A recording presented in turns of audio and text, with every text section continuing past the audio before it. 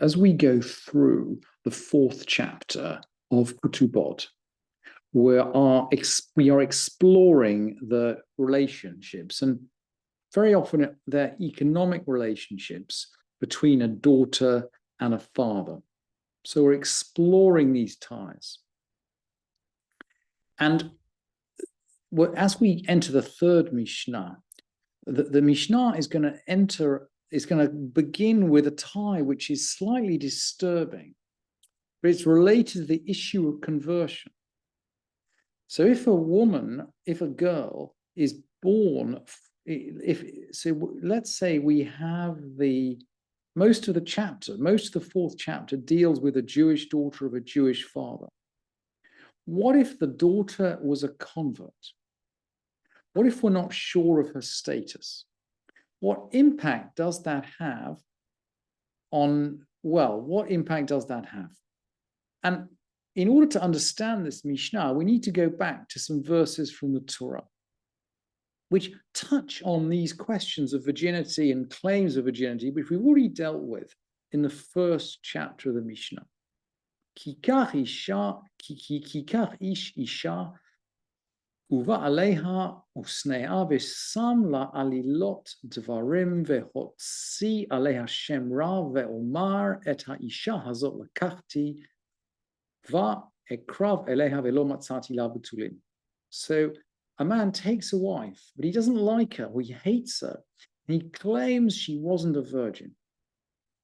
And I've shortened the quotation. I've taken out a couple of verses, but in essence, the issue is investigated, and we dealt with that in the first chapter, that a person can bring a claim to court of virginity about his wife after his wedding day.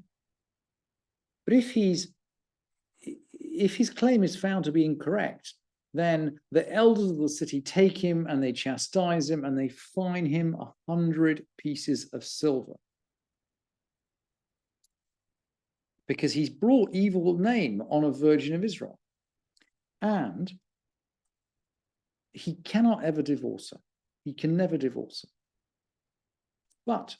But if it's true, then the girl is taken out to the door of her father's house and she's stoned. The people of the city stone her because she's perpetrated promiscuity in Israel. So it's a difficult case. It's a difficult case. It doesn't have a good outcome either way. So that's the background. And the Mishnah is going to ask, and we noticed, by the way, that the text mentions a virgin of Israel.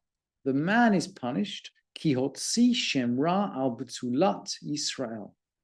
The man has slandered a virgin of Israel. So the Mishnah will then play with the question of the convert. Is she a virgin of Israel? That is the essence of our Mishnah. So with that introduction, we can jump into the Mishnah, the third Mishnah of the fourth chapter. Gioret, Shenit Gaira, Bita Ima, the daughter of a convert who converted with her mother. So the mother and the daughter converted together. So the daughter's a convert in her adult life. Hare Zobechenek, she strangled. Ein la petach be'av velo me'asela. If she's promiscuous, she's strangled. She doesn't get the halacha of going to the door of her father's house. And she doesn't get the 100 pieces of silver. In other words, she's not stoned at her father's house. Strangulation is the normal punishment for adultery. It's a regular punishment for adultery. So she just gets treated like an ordinary Jewish, just like an ordinary convert. You could say, like an ordinary convert. That's the first case. Let's look at the second case. And this, of course, makes us think about surrogate motherhood. Maybe the biological mother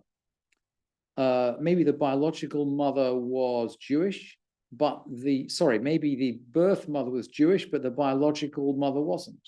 Let's just think about that possibility. she was not conceived in holiness, i.e., she was conceived before her mother was Jewish. But her birth was in holiness, i.e., her mother converted after she was conceived. Harezo kavat Yisrael biskila. So she gets stoning like a daughter of Israel, like Bat Yisrael. But ein la petach be'av velo me'asal. She doesn't get the ceremony, she doesn't get stoned at the door of her father's house. And if the father, if she's been slandered, she doesn't get the 100th seller. So her status, if you like, is ambiguous. She's not quite like someone who converted, but not quite like the person mentioned in our verses.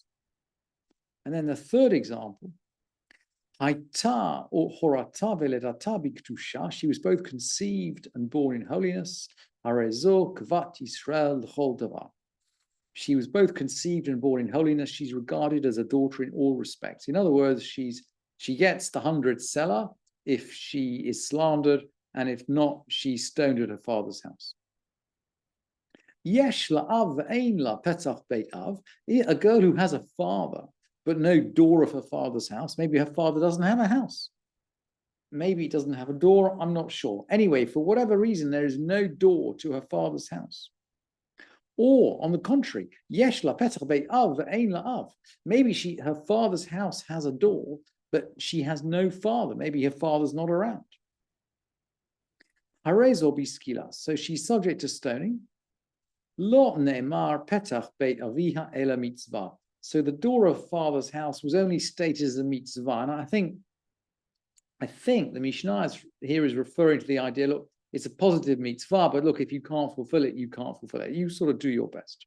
You can't fulfill all positive mitzvah. So that's the woman whose birth status is uncertain. Now, what then about the question of age? Av zakai v'vitor b'ktusheha. The father has rights to his daughter's betrothal money. Whether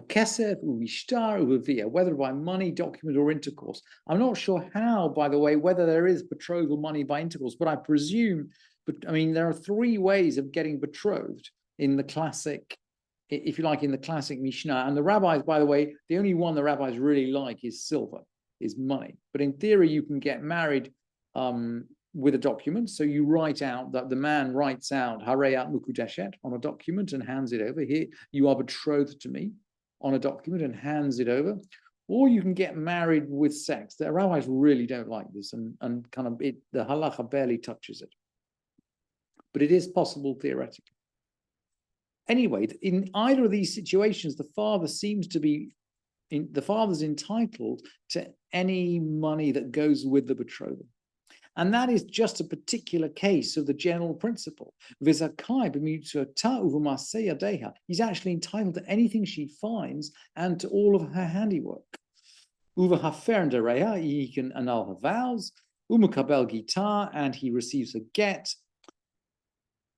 The only restriction is he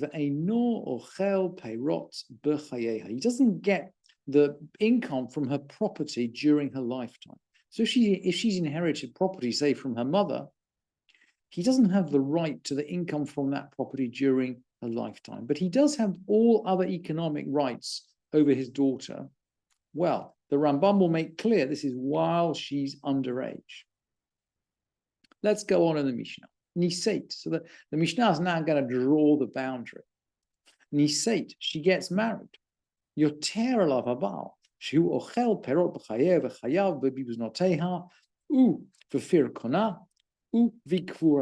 When she marries, the husband surpasses him. He goes one better in the sense that he does have benefit from the income from her property during her lifetime. So this is one of the, if you like, classic pillars of the division of property in a marriage in traditional halacha. He has the benefit from income, but in exchange for this, he's obliged to maintain her, to feed her, and to ransom her if she's captured, and to provide for her burial. And Rabbi Yudah says, Afilu ani sheb Yisrael Lo ifchot mishnei chalilim u mekonenet. Was kind of a reminder of the 10th chapter of Pesachim. Rabbi Yehuda said even the poorest person of Israel shouldn't have less than 2 flute players and one wailing woman, one lamenting woman. And the Rambam here makes clear that we're talking about a juvenile. Elu ha'inyanim she'a'av zakai bahem kol zman she'bitor na'ara. The father has rights over these things while she's a na'ara, i.e. less than 12 and a half years old. We've learnt out the age stages. And there's a verse, Binureha beit aviha, in her youth in her father's house. And the tradition teaches this to mean Chol shevach nureha, all the glory of her youth, i.e. all the income of her youth. But, there's always a but, aval, when she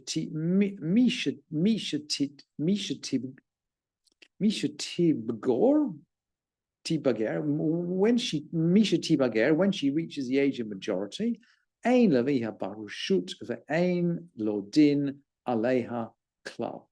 Once she gets to 12 and a half, her father has no economic rights over her, and he cannot rule over her.